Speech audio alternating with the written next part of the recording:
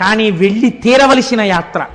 ఇన్ని వేల అడుగులు పైకెక్కిన తర్వాత స్వామి దేవళం కనపడుతుంటుంది.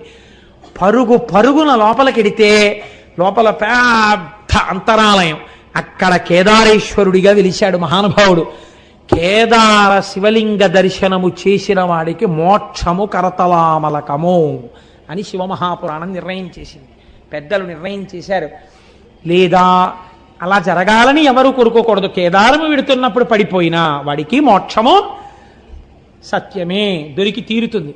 అటువంటి కేదారేశ్వరంలో ఆ శివాలయంలో ఒకానొకసారి ఒక విచిత్రమైనటువంటి స్థితి జరిగింది. ఆ వెలిసినటువంటి శివలింగం కొన్ని యుగాలైపోయింది. యుగాలైపోయిన తర్వాత శివాలయాల్లో శివలింగానికి ఒక గమ్మత్తు ఉంటుంది.